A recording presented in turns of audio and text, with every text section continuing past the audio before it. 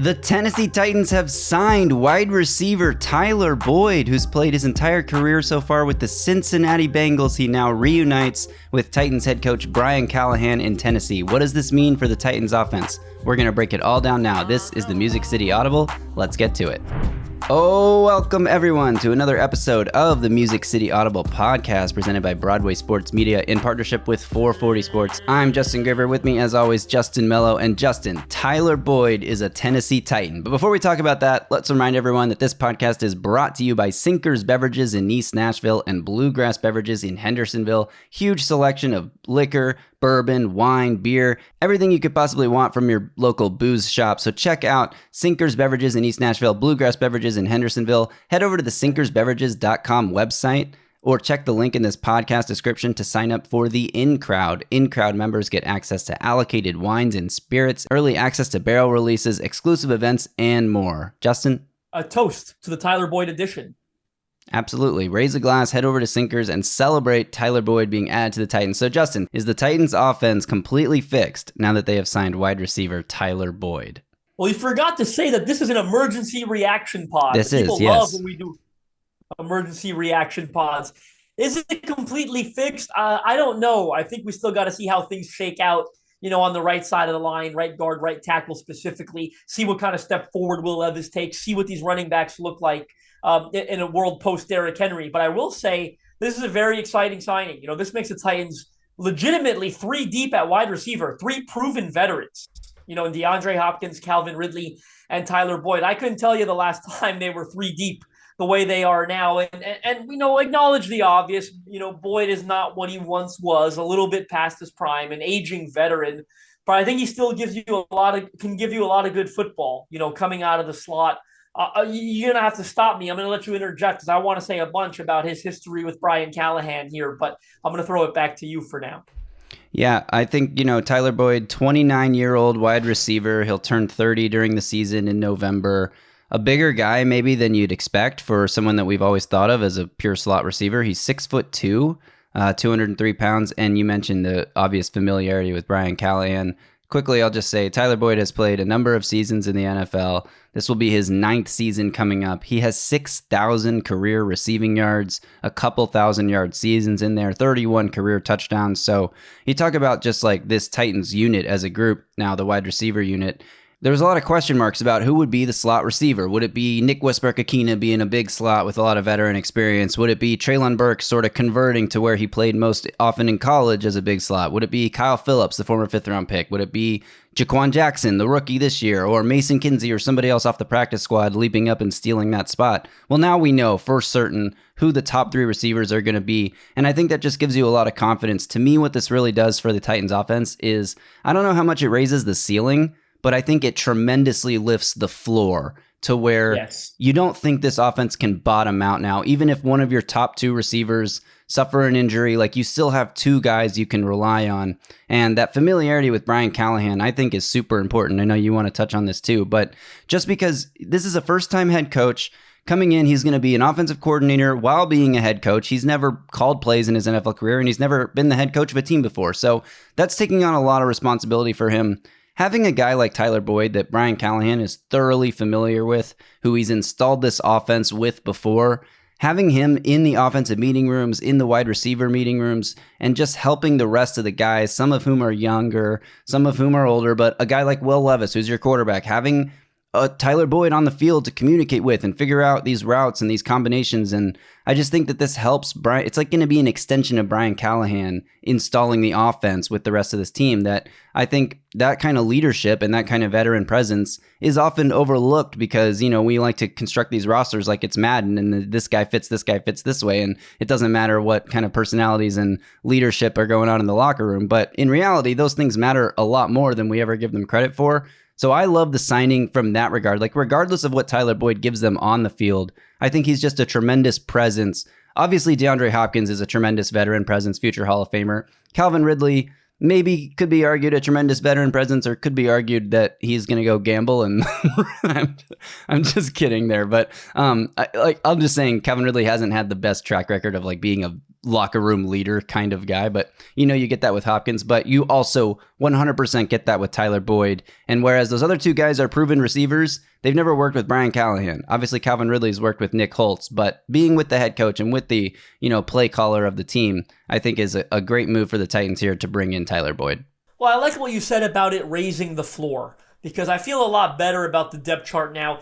God forbid, but say you lose a guy like DeAndre Hopkins or Calvin Ridley. You lose one or the other. You still have one of them, and then you figure you're probably putting Treylon Burks on the other spot on the outside, and you're keeping Tyler Boyd in the slot. Like, that makes me feel way better about what they have at the position. You talked about the familiarity. I'm going to get into that in a second, but let's talk about how this transpired. It struck me as interesting. We projected, and a lot of people did, they'd have interest in him as soon as free agency opened. Right? It was obvious to draw the connection. That never happened. So we started to assume, okay, the Titans don't have interest in him. They think he's getting old, whatever. Well, they were just patient. Maybe they waited for the price to come down. It always comes down after the draft. And they struck while the iron was hot. So good for them in the way that they played this. They played it very wisely. Secondly, he had visited the Los Angeles Chargers recently. Right? He gets out of there. He comes to Nashville. He posted a picture on his Instagram of a very bougie downtown hotel room in Nashville. And Rand Carthon talked about delaying his vacation to make stuff like this happen. Right. So I think that was a telltale sign in the beginning that they had significant interest in him. You talked about some of the familiarity with Brian Callahan. Let me go into a bit more detail. He spent the previous 5 seasons, 2019 and 2023, in that offense. That's the entire time, essentially, that Callahan was there. So he knows him extremely well. Right. In those 5 years with Callahan, 361 catches, 4,144 yards, 21 touchdowns. His first season playing under Coach Callahan, career high for him in receiving yards, 1,046 yards. It was his second straight 1,000-yard season. So there's obviously a lot of familiarity here with him. Played some of his best football under Coach Callahan. You love this addition. He's going to hit the ground running in this offense, and like you said, he's really going to raise the floor. And most importantly, let's be honest, it bumps Treylon Burks and Kyle Phillips another peg down the depth chart. So you're not overly reliant on those, third-year players who haven't delivered on their pre-draft promise. Right. And you talk about the process there and waiting till after the draft and everything. Adam Kaplan had a tweet that said Titans had interest in pursuing him being Tyler Boyd, before the draft as their slot wide receiver, but they and other teams were under the impression he wanted to wait until after the draft to sign. So whether or not that was about the price coming down or just Tyler Boyd's own strange, confusing timeline there. It might not be strange. It might be, let's see who these teams draft. Yeah. Make sure there's a role for me. I talked to an agent the other day. This is different, but I talked to an agent the other day who was so excited to negotiate a contract for his undrafted free agent. Said, man, I put him in such a good spot. The day later, they signed a veteran player at that same position. Wow. And he was so, like, that happens, right? And I know Tyler Boyd's on a different level, but I think the point is, he could have signed with a team that then drafts a slot receiver in the second round. That's probably what he wanted to prevent from happening.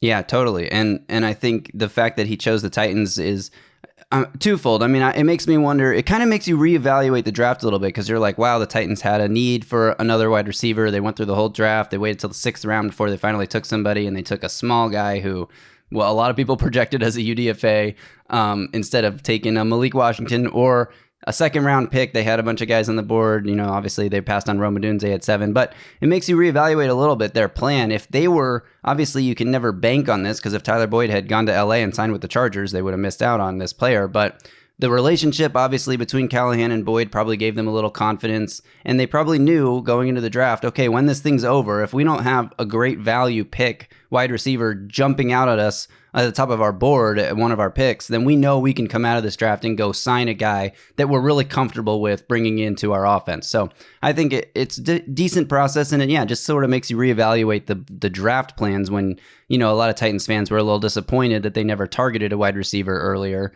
Now you kind of look back and say, well, this is probably why. That's fair. Yeah. I mean, I'm not fully ready to commit to that because a lot of the receivers we were projecting they would take would be like a succession plan for DeAndre Hopkins, an X-type receiver. So this is a short-term solution in the slot. But at the end of the day, it's a good short-term solution because it's going to help Will Levis, which is the most important thing right now. And it's going to help this offense. It's going to help Brian Callahan install the scheme, as you say. he's going to help get these guys up to speed. You expect DeAndre Hopkins and Calvin Ridley to get there quickly as veteran guys, but maybe not a Treylon Burks, maybe not a Kyle Phillips, certainly not a Jaquan Jackson. So having him in the room, it's going to be sort of another shoulder to lean on, so to speak, and it's going to do a lot of good things both on and off the field. And we've talked a lot about Tyler Boyd being in the slot. We sort of just defaulted to saying that's where he's going to be. And if you're wondering why, it's his snap counts, his history in the league, and especially playing with Brian Callahan. I mean, last season, he played 578 receiving snaps. 521 of those were from the slot. So all but about 57 snaps last year were from the slot. And even when, T. Higgins was dealing with injury, Jamar Chase over the last few years has dealt with injury, didn't matter. Tyler Boyd did not leave the slot under Brian Callahan in his offense. He almost lined up there almost exclusively. So even if one of these top receivers on the Titans were to get hurt, like you mentioned, Treylon Burks coming onto the field as the outside guy. And I think you feel a lot better about Treylon Burks in that role. You were just saying it knocks them down a peg, Burks and Phillips to wide receiver 4 and 5, presumably. I think that's a great spot for them to be, and it just makes you feel a lot better about the depth of this team because Treylon Burks, relying on him as a starter, hasn't worked out for the first 2 seasons. And then if he does get hurt, which he's been a pretty injury-prone guy in his career, then who comes on the field to play as a outside receiver on majority downs? Is it Nick Westbrook-Akina, which is fine, but you're not creating a lot of explosive plays with him? Is it somebody else? So now you just feel a lot better about the depth of the room as a whole. And do you want to talk about the contract? Because we can't. I just want to mention, we have totally avoided contract talk. We're recording this immediately after the news is breaking, so we haven't even waited around to see what the contract numbers are going to be. So as soon as we have those, we'll probably get to that on our next podcast. But just wanted to give that disclaimer in case anyone was wondering, why aren't you talking about the contract? As you said, we'll get to it on the next pod. I imagine it's a 1-year deal, maybe a 2-year deal max with low guarantees or no guarantees in that second year. So this is not something that's going to break the bank. We'll give you guys all the intricate details when we have them on the next episode. But just know that they had room for this and they've got room to do more as well. Yeah, if they wanted to go sign a tackle or an edge rusher, like we talked a little bit about on the draft recap show, or definitely or safety, yeah, or all three. Honestly, they have the cap space to sign all of the multiple guys as long as they keep these deals relatively small, which we expect that they will. So, all right, anything else you want to hit on Tyler Boyd, or just let Titans fans go off into their weekend excited as hell about the new signing? That does it. They should be excited. Look at the way they're surrounding Will Levis. You've now got DeAndre Hopkins, Calvin Ridley, and Tyler Boyd at receiver. We're going to see a lot of 11 personnel in this offense. We know that's a staple of the Brian Callahan system. They now have the roster, the personnel to live in 11. So really, really exciting addition. Excited to see what he adds to this offense. Yeah, I'm glad you said that. This is 100% confirmation that the Titans will be running a lot of 11 personnel. All right, that'll do it for this one. Thanks to everyone for tuning in to this quick emergency pod. Thanks even more if you're watching on YouTube. Make sure you subscribe to the Music City Audible channel. Give this video a thumbs up, and hit the channel alerts so you get a notification every time we drop a new video. Thanks also to our sponsors, Sinkers Beverages in East Nashville and Bluegrass Beverages in Hendersonville. Head over to the sinkersbeverages.com website or check the link in this podcast description to sign up for the In-Crowd. In-Crowd members get access to allocated wines and spirits, early access to barrel releases, exclusive events, and more. So check out sinkersbeverages.com. We'll be back soon, early next week, to keep talking Titans. I don't know what we're going to talk about. We'll figure it out. Until then, y'all stay safe out there and tighten up.